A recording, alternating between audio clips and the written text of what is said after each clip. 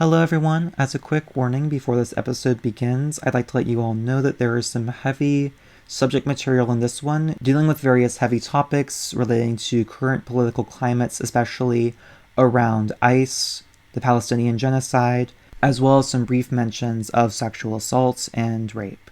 These are all generally brief, and I talk about them in a way that's connected to Mary in many ways, but I just want to let you all know that material is in here, so please take care of yourselves while listening. Thank you.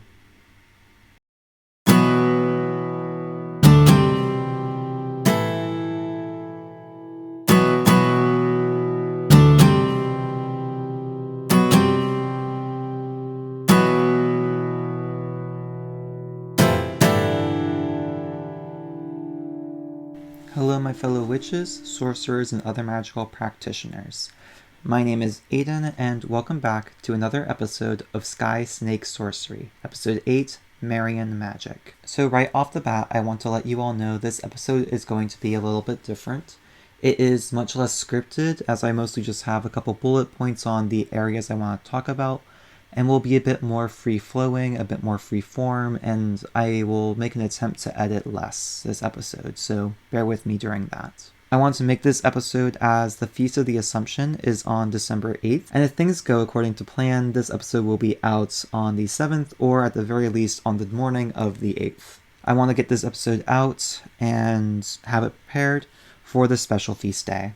Mary is my patron saint, and I often find that she doesn't get the full respect that she deserves, especially in occult spheres. I feel like she is often underrepresented, under-discussed, and usually gets left behind in favor of talking about other saints, and particularly tends to be misunderstood. So I want to talk about what a relationship with Mary looks like, what her magic is like, and who she is beyond the many misconceptions that people enter a relationship with her with. Before I get into all this, I want to do a quick little bit of housekeeping. I offer divination services over on my website, aidenthevivitch.com, AIDENTHEVVITCH.com. You can find me over at Instagram, again under the same handle, Aiden the Witch. So who is Mary? Starting off in the Catholic context. Mary is the mother of Jesus Christ. This is probably the one thing that everyone knows about her, and especially everyone seems to know about the story of the Annunciation. The Annunciation is when the Archangel Gabriel appeared to Mary and told her that she was going to bear a son who would be God, which is Jesus Christ. Mary said yes, and accepted the angel's decree and accepted the will of God to become the mother of Jesus Christ. This story is very important. It is establishing Mary as the mother of Christ, obviously, but also shows that she is willing to accept what God has put on her, is willing to accept this destiny that she is given, a destiny that will elevate her beyond all other people. Her cousin Elizabeth gives us a very important part of the Hail Mary prayer, saying, "Blessed art thou amongst women, and blessed is the fruit of thy womb, Jesus." This becomes incorporated into the Hail Mary, the most important Marian prayer, as it is core to everything about her theology and mysticism. Another aspect of this that's important, I think, that doesn't get talked about as much, is that Mary was conceived without sin, some even going so far as to say her mother, Saint Anne, was also gave her a virgin birth. People debate about that, but Mary is conceived without sin. She retroactively had original sin removed from her, so that she'd be a pure vessel for Jesus Christ, the spotless victim. Mary, in the Annunciation, is receiving the Holy Spirit, is receiving Christ to be incarnated on earth, and becomes this vessel and channel between the heavens and the earth, between God and mankind. She becomes a new Ark of the Covenant. We see a little bit about this after the Nativity, which of course is when Jesus is born, the three kings come, all this stuff. We see a little bit in the Catholic Gospels about Jesus' life before his public ministry. Most importantly and most notably, we also see Mary's experience being Jesus' mother.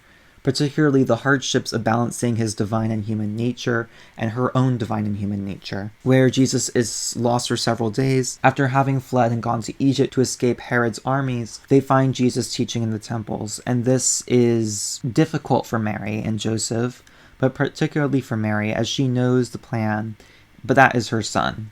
That is her son in front of her, and she has to rationalize and recognize his divine nature and his human nature and figure out how she fits into all of that as his mother. As it gets more into his public ministry, which is those 3 years before his crucifixion, Mary shows up a little bit less. However, notably, she is at that very first miracle, the turning of water into wine, the most iconic miracle at the wedding in Cana, where she tells Jesus to turn the water into wine, where she says that he needs to do this. She instigates the first public ministry miracle. There are, of course, the infancy gospels, which talk about other types of miracles and occurrences. I actually grew up with Jesus' first miracle being him creating more wood for his father Joseph to use, which I believe comes from infancy gospels or apocrypha. But the first public ministry miracle is the changing of water into wine. Throughout the public ministry, Mary shows up here and there on occasion. We see primarily during this time, though, Jesus' miracles, as it is about Jesus' life. But that first miracle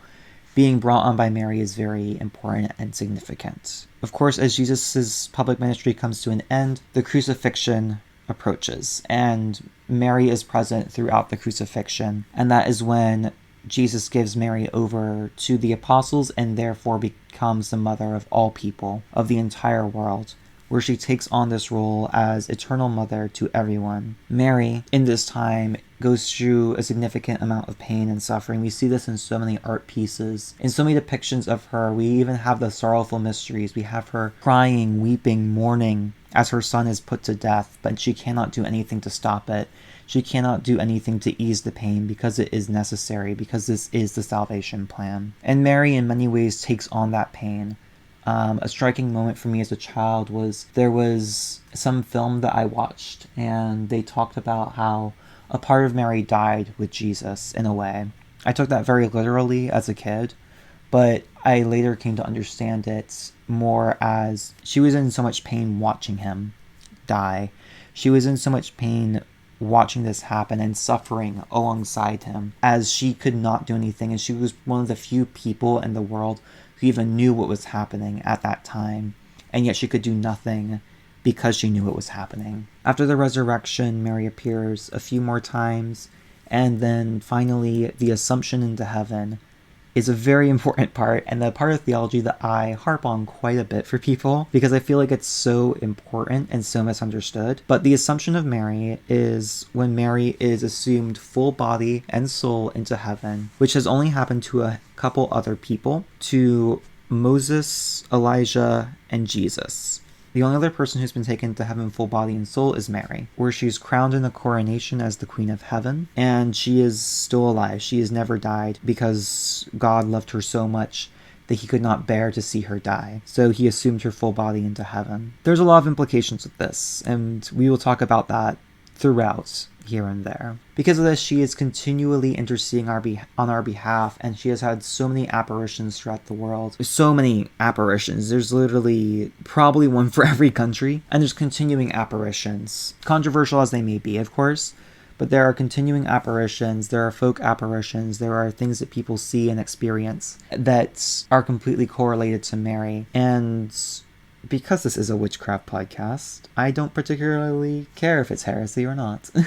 This ongoing intercession, these ongoing apparitions show her kindness, her love, and appreciation for her children. She finds herself in so many people. She changes into so many different guises and forms for people. And we'll get into that a little bit later. But a final piece in the Catholic context I want to talk about, and this is like just such a quick crash course in the Catholic theology of Mary. There's obviously so many more things I could go into, and I recommend people go into them on their own time, especially in this Catholic context. But Mary is also the new Eve, as Jesus is the new Adam. Being the new Eve, she is a restored person. She has restored the lineage of Eve's children. She is restored the daughters of Eve. She has restored women in many ways. And there's a lot with that. Quite obviously, there are issues with that as a sentiment and notion. But the same thing is true with Jesus, where he's restored men and the lineage of Adam and all that. I guess non-binary people were just perfect the whole time. So, yay for y'all. As the new Eve, she also exists in this state of grace that is as a perfected person. And so we can look to her for guidance and a higher wisdom in that regard. So now is the other side of the question, who is Mary in the decentered context? Where we remove Christianity, Catholicism, all of that, and approach her as herself. Mary is always going to be tied into Christianity, and as someone who grew up Catholic, she's always going to be tied into Catholicism, particularly for me. But all these spirits exist outside of institutions and outside of these strict and rigid frames, and contain so much more than what people say about them in a church. Mary, again, is the mother of all. She becomes everyone's mother and manifests as such. This is such a huge thing, and is why she is so approachable. She is the mother of every single person. She can be approached by anyone who has ever existed. She takes us all on as her children, and she loves all of us with such an immense compassion that it is hard to fathom. She continues to pray for us. She continues to help us. She continues to aid us no matter what has happened to us. She has a deep love and a radical fierceness for her children. As our mother, Mary will always lend her ear. She will always lend her hand. She will always hold us close to her. And she will always intercede on our behalf. Anyone can say a Hail Mary to her. Anyone can even just call out to her, and she will be present, she will be there. There's no initiation, there is just love. Mary, as the mother of all, manifests herself also in the image of the people that she intercedes for. We see Mary of so many different races, of so many different cultures, of so many different ethnicities, appearing in so many different ways for so many people, transforming into their image, both in vision and apparition, as well as divine inspiration in artwork and statuary. This is essential because to truly be the mother of all, she has to transcend the strict ideas of who she has to be, who she belongs to, especially, as she does not belong to any one person, to any one group, to any one religion. She becomes a mother to everyone, no matter how far away they stray from the institutions that claim ownership of her. She will always be the mother that anyone can cry to, anyone can pray, anyone can scream and cry and beg for her presence, and she will come because she never hesitates to answer the prayer of a crying child. She will always be there, and regardless of what context you approach her in, she will lead you to where you need to be, and she will elevate you. She will elevate your ancestors. She will elevate those around you. She will listen to your cries. She will comfort you because she understands. She has seen everything. She becomes the mother of all, not just at that moment on the cross, but in all time. She transcends time and goes back to the earliest people. She, in many ways, even becomes the mother of Eve. She becomes a compassionate friend. She becomes a helper and a deep and close confidant. Mary is the portal of ancestors. This is a mystery that I have personally spent a lot of time meditating on and engaging with. It's not necessarily one that I have encountered explicitly called this in other places, but I have seen Mary associated with the ancestors in many ways. Mary as the portal of ancestors to me is Mary as access point and gateway to those who came before us, as well as those who will come after us, and furthermore, ourself as our own ancestor. She leads us towards who we were, who we want to be, and who we're going to be, and helps us to become the person that we need to be for ourselves and for others. She looks at our ancestors, those who came before us, and prays for them as they pray for us, and becomes a model for us to become a good ancestor, as she becomes an ancestor to everyone else. In many ways, Mary is ancestralized for me.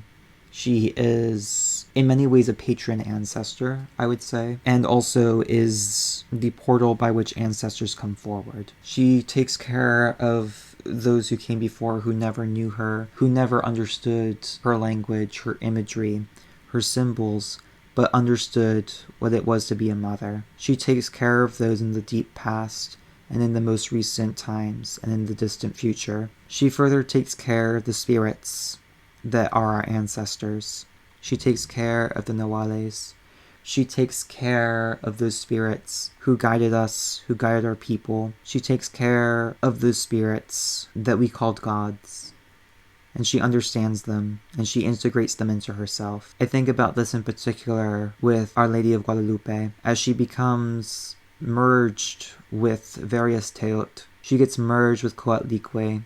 She gets merged with Coyolxauhqui. She becomes Tonantzin, the Great Mother. All of these names expressing different aspects of the Mexica reality, of the Mexica cosmology, get transformed into one name, into one visage that we call Guadalupe. I'll talk more about that in my next episode, actually, so stay tuned for that. But Mary is the keeper of all ancestral wisdom and knowledge, and she will release it to you, she will give it to you, and she will guide you through it so that you may understand the love and compassion that she has for everyone, including you, including your ancestors and your descendants, and all those who are interconnected together. Mary is the Queen of all.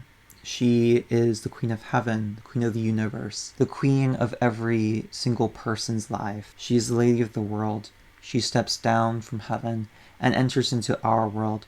As she is still physically alive, she is still ever herself, and she walked this earth with us. She felt the dirt under her feet. She felt the wind in her hair. She felt the coolness of winter nights. She felt the heat of the summer sun. She felt love, frustration, anger, joy, happiness, sorrow, and all other human emotions she experienced. She descended into hell to defeat Satan when Jesus Christ was brought down there, her only begotten Son. She went down there, defeated the powers of darkness, and brought him and all of our ancestors out to bring them into light. She has fought for all of us. She is a queen not because she was put there, but because she earned it. She deserved it, and she fights every day for that title because it is a title that is more than just a name, but is an actual, active practice. She is a queen because she rules justly and fairly. She is not put there to be made into a figure who flaunts about her wealth. She is not a figure who sings of the many things that she has. Rather, she is a queen who loves her people, and she puts her children first. She will always protect, guard, and defend and fight for her children. She fights against tyranny. She fights against fascism. She fights against the evils of this world, and she seeks to put an end to it. She is sovereign, and she is holy. She is blessed amongst women. She is both a healer and a warrior. She has a right and a left hand, and she uses them to help her children. Her right hand, of course, is the most common way you'll see her depicted. The most common way that you'll understand her as a healer, a protector, a helper of those in need, who will cleanse, who will purify, who will make things easier for you, who will emotionally heal you. This hand is very important. This is a hand that cannot be neglected, but it can also not be relegated to just being a kindly helper. It cannot be relegated also to the realms of sexist thought and ideas around her that confine her in the same ways that our ancestors who were women were confined. We have to understand that Mary is a warrior. She is a helper, but she is also a fighter, and she will fight for her children whom she loves. She defends the marginalized. She crushes the serpent of hate. She destroys all of our enemies, and she will fight for a free world. Mary is often viewed as a symbol of the docile woman, of the woman who accepts fate as it is, but rather she embraces fate. There is a subtle difference there. She sees the fate that she is given and she embraces it radically and is elevated to the highest possible being in the universe, second next to the creator of that universe, that creator who she gave birth to, who she herself took the process of co-creation in, entering into a timelessness, a perfect eternality that is herself. She saw this fate, and she didn't seek to thwart it because she saw beyond all things. In this way, she also becomes a powerful diviner. As she trusts in the angels, she hears their prayer, she has visions, and she receives messages from them and actively takes action upon the divination. It is not simply blind faith. There is practical reasoning behind it, and because of her elevated status, she is able to be pulled out of the mire that often drags us out of our own psychic capabilities, our own spiritual perception and gifts, and has her gifts fully elevated, so that she might see and comprehend clearly all the plan that is going to pass. She is continually praying, she's continually working and actively working to improve each of our lives. Her right hand creates new pathways for us. She sees the fates for us and tells us that we can embrace them, reject them, or make them our own, but we must ultimately surrender ourselves to what we decide. We cannot try to have it always. Mary, in accepting her fate and accepting the fate of Jesus, accepted the pain and suffering of the cross, the difficulties, the hardships, the confusion, the wish for something else, but no knowledge that there cannot be another way. And she accepts this fate and doesn't seek to thwart it. There's a lot of subtle nuance in that, and I don't think that we can simply boil her down to the handmaiden of the Lord, understanding that title as something more than just a servant, someone who was given a fate and was totally okay with whatever was handed to her. She had the full capacity and agency to say no. The Mary who says no, however, does not receive all the blessings that come in her life. In a witchcraft context, those who deny their true nature, their witch nature, will not receive the benefits of anything. She is ostracized from society. She is made other. While that is not witchcraft in that sense, because witchcraft is anti-divine in some ways, and anti-fate, she becomes other, she becomes divine, and she transcends what she would have been. But she takes on the drama, the pain, and the suffering of that fate, so that she becomes more than anyone else. She transforms reality, she transforms fate, and makes it into something completely new. No one had done that before, no one had been given that opportunity, and so she takes it and radically accepts it. Her yes is more than just a pro-life statement. To view this wonderful mystery in the context of body politics is genuinely horrific to me. That she often gets relegated to upholding these power structures, these systems that ensure that women who fully have the capacity to be far more than what they are given in society, instead of being shown as a role model to become more, to go against the grain, to transform themselves against what they are told they have to be, she's rather shown as a conformist, as someone who has to fit into society, and as someone who would work against women who suffer. It's immensely frustrating to see how she gets boiled down, how sexist archetypes of a docile woman, of a compliant mother, get put onto her when that is further from the truth. She understood the pains of being a mother. She understood how hard it is to see your child become someone who is different than what you might have wanted, to have to see your child die. We live in a world where children are murdered daily because of who they are, how they look, their language, their ethnicity, their gender, their identities, whatever it may be. Some of them even murdered by their own parents, by their own mothers. It's not fair to point to Mary as someone who would be okay with these things, as someone who would allow suffering to pass, because she doesn't. And she calls us to act as her hands in the world, to do more than give thoughts and prayers when Palestinians are murdered, to give thoughts and prayers when children are slaughtered, to give thoughts and prayers when indigenous children are kidnapped, raped, and murdered, when children are put into cages. We have to be the ones that break those cages. We have to be the ones that put a stop to genocide, whether it is overt or covert, whether they want to call it a genocide or not. We have to be her hands. We have to be people willing to say yes, that we will take on the burdens of care, to take on the burdens of love. That is what the right hand is. Eternal, constant, giving love. and to embody that right hand. To have the right to call upon that right hand means to embody that, means to work actively, to be someone who makes change, to be someone who sees a child in every person, who says it's not inconvenient for me to care, who says I do care, and in my caring I am proactive, I am active, I am learning, I am educated, I am compassionate. It's important to also be compassionate for yourself in this, as Mary also had that same compassion for herself in her confusion and heartbreak, and especially her heartbreak at the cross.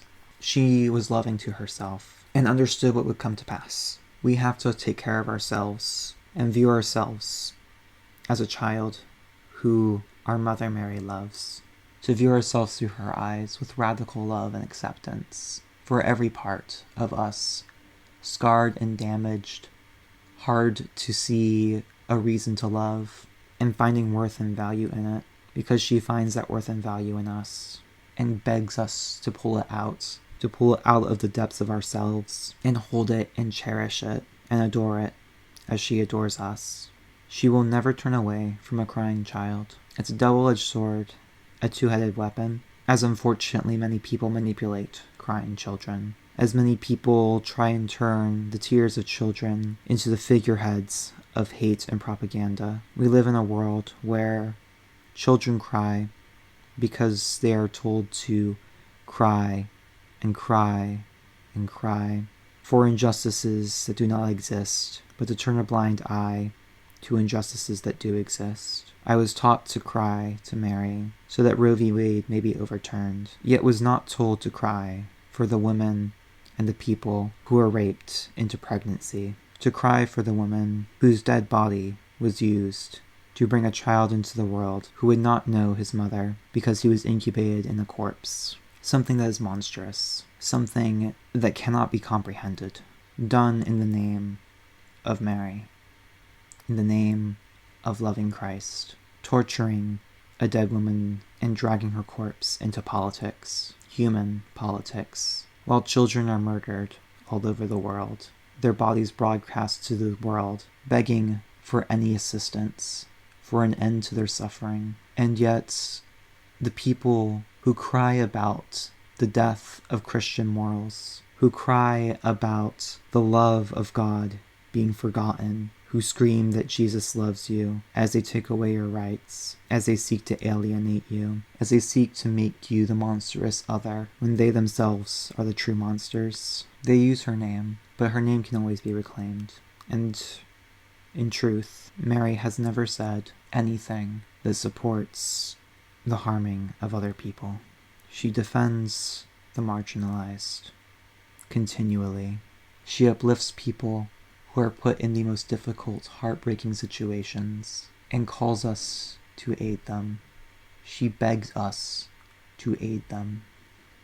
But the people who champion the church, Christianity, Catholicism, Mary, Jesus, and Joseph the most, quite often ignore the starving child, quite often block out the tears of a crying child, and often are the cause of that child's starvation and is the reason for their tears.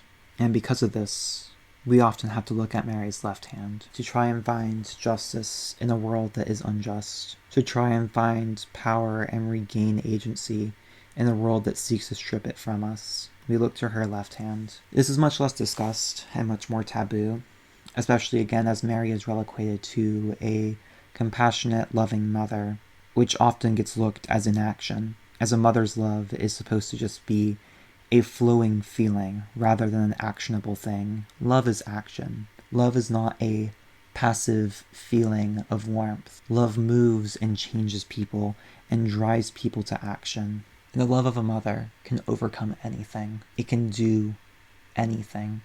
And Mary is the ultimate mother who would tear through armies of demons to take her son out of the depths of the abyss. And not just her son, but all sons, all daughters, all people who have ever existed, all of her children, out of the dark abyss, and creating a pathway to heaven and to light. In this way, she becomes an exorcist, a dominator, a warrior, and of course, becomes crowned the Empress of Hell. The Empress of Hell epithet has become quite popular in recent years. It is a medieval epithet that is a heresy, but again, who really cares about heresy at this point? But it states that Mary went down into hell and got Jesus out of there. She went down, fought through armies of demons, conquered Satan, and freed the souls that were in hell, including Jesus, who she brought to heaven. In this way, she exorcises demons, compels and commands them, and can evoke and conjure them. I've seen some books such as Ars Rosarium by Hadean Press that work with her in this aspect. This is a bit more of a ceremonial approach to this, but I do also believe that we can approach this as more than just goetic, verum, whatever demons, and approach it as our own personal demons, as our own personal struggles. She commands and exorcises the darkest parts of ourselves, as well as leads us into them, and helps us to confront and face them. There's a meditative practice called a hell meditation, where you quite literally meditate on hell until you're desensitized to that, and then you go harder and harder and harder. It's an intensive but purifying process that also fortifies your mind and sharpens it. I think this is actually an extraordinarily valuable practice. Even if you do not believe in the concept of a hell, it helps you to overcome the hell that is our reality. It helps you to face the horrors that exist now, because you've overcome the horrors in your mind. Every worst thing you can conceive of, letting that play out and happen, and accepting it and seeking to change it in this world, rather than focusing on a nebulous other world that may or may not exist to you when you die. Focus on what you can do in this world. What are the demons you can exorcise today? What forces can you compel and command and make demands of and subjugate? Of course, this can also be literal goetic and verum and Faustian demons. There are practices of arming Mary statues, of using the rosary battery of prayers in exorcisms, in compelling demons to obey. I have my own experience in grimoire conjuration that involves Mary. I always go to her first before any grimoire operation. I will pray to her even just a decade of the rosary, if not a full one. I will call her in as an ally, and she can overcome all harmful spirits. She can overcome all evil spirits. She can overcome tempting spirits, and can compel demons to not lie to you.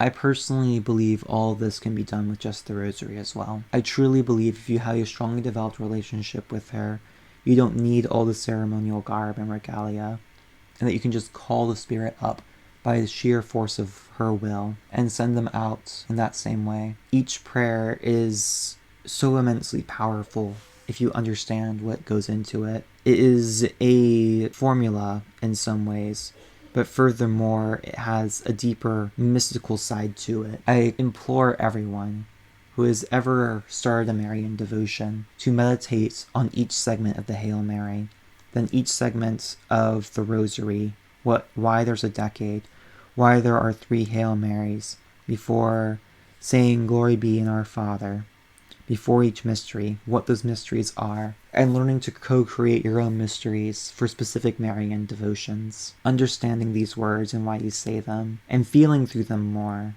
is essential to growing a Marian devotion, and to really understand what's going on. So it's more than just a rote formula, a spell that is said, but a spell that is not felt. And to actually get into it, and to pull these spirits out. You can conjure angels the same way. I have frequently simply conjured an angel with a recitation of the rosary. With even less than a recitation of the full rosary, I have been able to call forth angels. I do this with the Shem Hem Parash angels quite frequently. If I don't feel that the psalm is enough, I'll say a decade, and then the psalm, and I'll say another decade in the psalm, and go forward until that spirit shows up. Usually 2 decades is all I need. If you know how to compel and command demons, you are far stronger than the most equipped, suited up grimoire magician, in my humble opinion. Now, I love me a Grimmy. A little bit of levity for a second. I love me a Grimmy. I love all the tools and the ceremonialism that goes into it. But I think understanding simply the power of prayer, And I'm not suggesting anyone just go and do this. I believe you have to actually have a strong, immensely fortified relationship with Mary so that you can forego the circle. Understand what each of these tools are, and then find that in the rosary and see how you can make that work for you. But further, understand how you can bind, compel, and command your own demons with the rosary. Your own dark inclinations, the spirits that whisper in your ear that tell you that you are not enough, to tell you to harm yourself and others. Those deep, subconscious thoughts of hate towards others. Where does that come from? How do you exercise that? She is a dominator of our enemies, and she truly works justice unlike any other. No enemy can bypass her. No enemy is safe from her hand. Saying that Mary can do curses is not accurate, necessarily, because it forgoes what's actually happening. Mary enacts justice. Mary works on true enemies. There is a story that I have been told of a woman who went to Mary for curses and would burn cigarettes into Mary's forehead between her eyes if she did not curse this woman's enemies. That woman then went blind. That's an example of Mary's left hand. You do not compel and force the queen to do harm to her children. But if she is pushed to an extreme, she will take the action that's necessary. But she will always defend her children, even against her other children. She will break up fighting siblings, and sometimes those siblings have to receive a punishment. It is not something that she loves to do.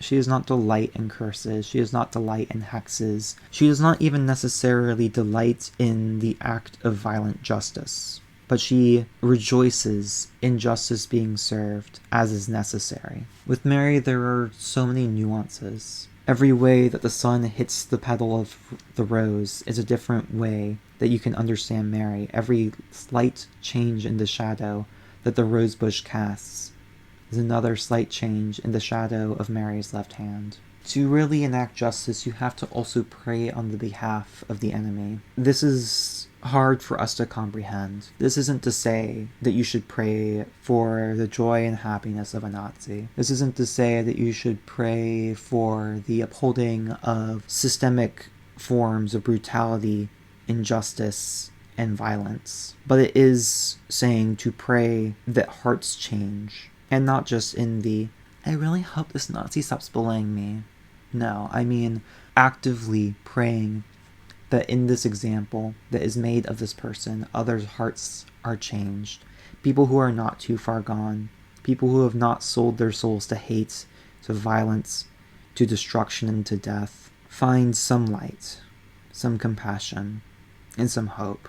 It's virtually impossible for us to do this all the time because we live in a horrible and disgusting world where people do monstrous things to the people that they call monstrous, where because someone is deemed a monster, we are allowed to enact the most horrible crimes that humanity's twisted brains can conceive of. There is no reason for us to feel compassionate for the actions of violence done against innocents, and we should not feel compassion for the people who do these actions, but rather we should pray for them to be exposed, for their harm to come to an end, and for justice to be brought upon them, so that all others going forward see these actions as wrong, as evil, so that the heart of our culture turns away from alienation, from othering, from violence, and towards a more peaceful and compassionate world. And if that means that you have to do heavy, harmful work against a truly atrocious person, Mary will come to your assistance.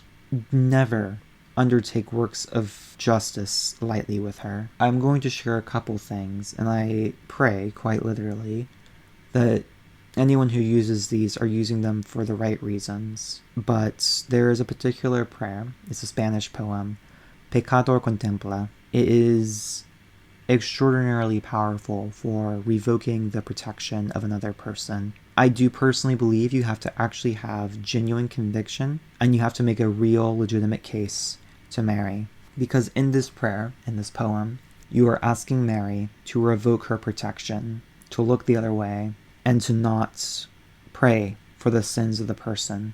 And it will work. If you have the right cause and the right active justice being worked, it will work. She strips away protection as easily as she gives it. If you refuse to uphold compassion, love, and justice, then that same thing will be shown to you. If you claim to truly love her, if you claim to speak in her name, and you do not speak love, compassion, kindness, mercy, and peace, then you do not speak in her name. You are lying. You are using her to harm others, and she will never stand for that. She loves all of her children dearly, and she will defend them all from evil. Never underestimate her love. She will tear through armies of demons to save her son, and if you happen to be one of those demons in the way of her and her child, she will tear through you. Never underestimate her love. And while, of course, cursing is the most heavy topic in this, she also helps out with other things like love and money and all the other material things in the world that often get relegated to this left hand. These are things that are good for you. These are things that you deserve. She will help you get the things that you need and deserve. She's helped people in the past with all kinds of miracles. If you need a true miracle in these realms, she will help you. Even if it is material, because she lived in the material world, she understands how much these things mean to us. I think we often forget that she experienced a physical life, and still does in many ways, it's just not here on earth. And that she understands the needs of the body, the needs of the heart, the needs of our emotions and soul. So she will ensure that we have these things, that we will have money, that we will have love, that we will have the happiness we need. Do not be ashamed to pray for these things, because you do need them. But understand why you're asking for them, and don't pretend. You can never mask in front of her, so don't try to, because that would be lying. Hail Mary, she who is all our mothers, to whom everyone has access no matter what, the universal mother, for whom all love flows forth to every child who has ever existed. She who appears in the form of every person, in every culture, in every part of the world, no matter who they may be or where they are from, she is the mother of all. Engraved images, painted murals, carved wood, she shows up in so many ways. She reflects herself in art. She delights in our creation, and she finds love in every piece created for her. Art is a wonderful offering because it allows her to be depicted again on earth. And I think it's something that we don't think about enough. How we can create something, even a small, simple drawing, and our mother will hang it on our fridge. Our mother will cherish that piece of art that we draw for her. So create for your mother, for she will love it. She will never reject anyone ever. All can come to her and all can love her. She will never abandon a crying child. She never rejects us, so do not fear that rejection. She never abandons us, so do not feel abandoned, even as she feels distant. All can come to her, and she can fit all under her mantle. All can be held in her arms, and all are worthy of her total and perfect love. And now we get into the more practical aspects of all of this.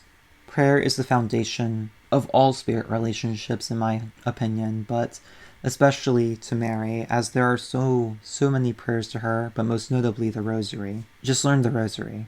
There is no reason to not learn the Rosary if you have a Marian devotion. It is extraordinarily easy. It is the most basic set of prayers, and every single one can be used for so many different purposes. These are my primary set of prayers for all workings and operations. If I need something done, the Rosary prayers all work. I'm going to create a blog post about this at some point, so stay tuned for that.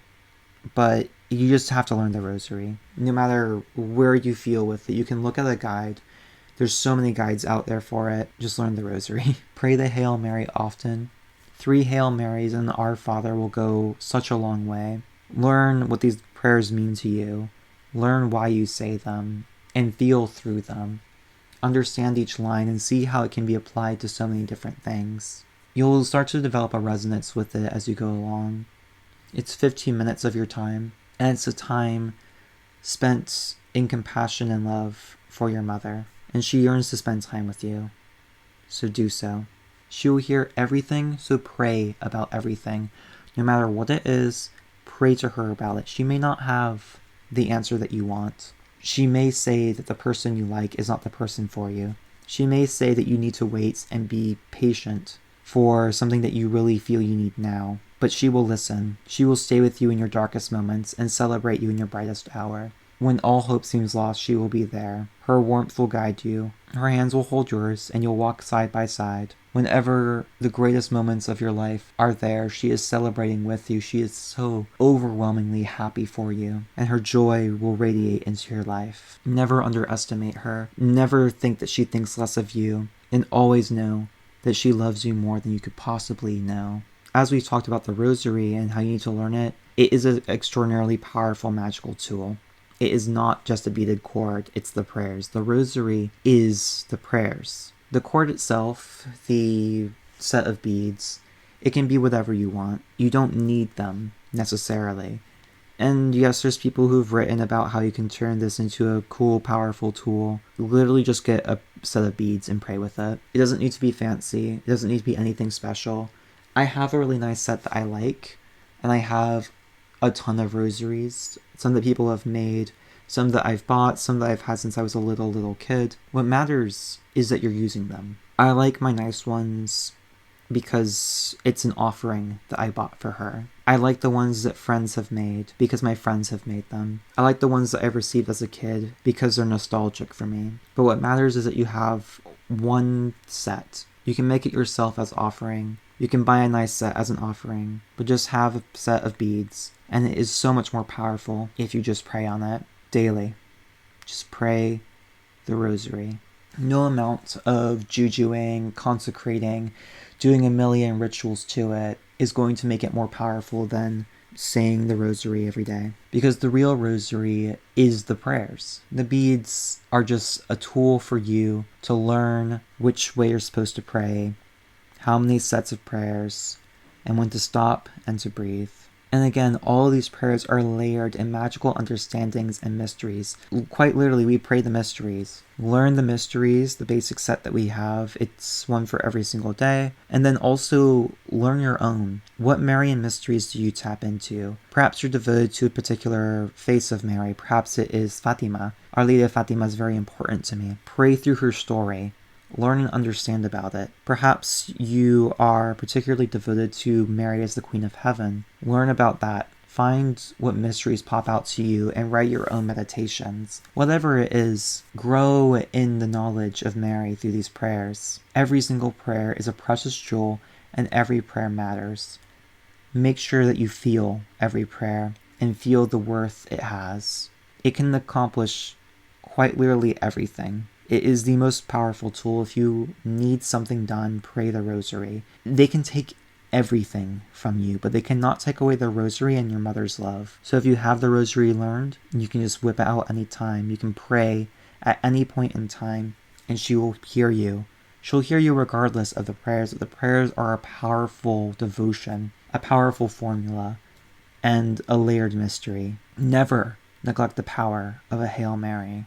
And on that meditation, meditating with Mary is super important so you can grow in the knowledge of her. I find that meditation with her is extraordinarily easy for me. It comes so naturally. But for others, it may take a bit of time, and that's okay. What matters and what's important is that you take the time to grow with her, to learn and to spend time with her. You can create your own meditations. You can meditate on biblical experiences. You can meditate on certain apparitions and visions. You can meditate on the mysteries, of course. I have a guided meditation, actually, called The Rose Garden of Mary.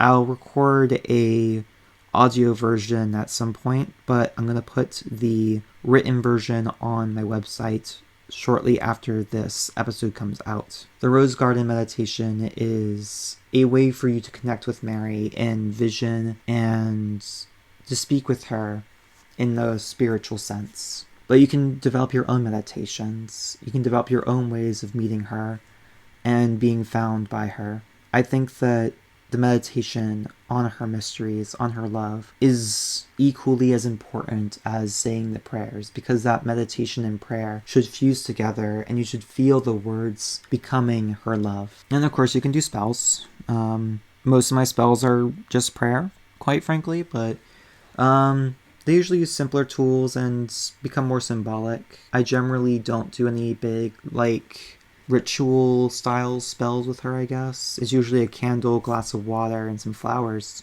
One thing that I've done to help people is I'll take a petition paper, I'll write their name, and then I'll dress that with rose oil, set that under a cool glass of water, and light a candle. I pray for the rose oil to bring them sweetness. I pray for the water to bring them clarity and peace, and the candle to guide them and give them light. Very simple, very straightforward. I usually just light a candle and pray. When there's conflict between people, you need peace. Take 2 white candles, or however many you need. Fill them with pins representing the issues, and then move them closer together each day. And as the pins fall out, pray that the pain and suffering is taken out of these people until the candles are empty of pins and they meet at the center and see eye to eye. Again, with a clear glass of water and some flowers and rose incense. Just very simple things are much more effective with her. I think that it's really easy to get lost in the materia, in the making of complex rituals, but with Mary, it can be as simple as saying 3 Hail Marys, an Our Father, and a petition. I like spell work, so of course I do spells, but in some senses they aren't even that necessary. Figure out how you best work with Mary, and try understanding symbols. The water is a symbol, the light is a symbol, the rose perfume, oil, incense, whatever, is a symbol, and learn how to bring those to life with her prayers and her mysteries. Lastly, I want to briefly talk about some feast days. Holy days of obligation are days in the church, the Catholic Church, where you have to go to Mass. Mary has several. Of course, there is the Feast of the Annunciation, the Feast of the Assumption, the Feast of her Conception, the Feast of the Solemnity of Mary, Mother of God, and the Birth of Mary. There are, of course, plenty of other Marian feast days, of course, for the different apparitions of her, different key events, and you can also form your own individual feast days based on your own experiences with her. Always spend time celebrating your mother, for she is holy and she loves you. I hope that you all learned about Mary through this episode, and I hope that it grew your appreciation and understanding of her a bit more. She is extraordinarily important to me, and I wanted to speak a lot more freely in this episode, and I hope that that was achieved. There is still so much more to talk about, and I would love to go more in depth at different times about more specific things, which is why my next episode will be about Our Lady of Guadalupe, who is my ancestral patron. But with that, our Ave Marias, or our song selections for this week, are Ave Maria by Franz Schubert and Ave Maria Techno Remix by Felix Cardona 43 on YouTube. Yeah, that one's so awesome. Go listen to it. And as always, thank you so much for listening. I hope to see you all very soon on the Feast of Our Lady of Guadalupe. So mote it be.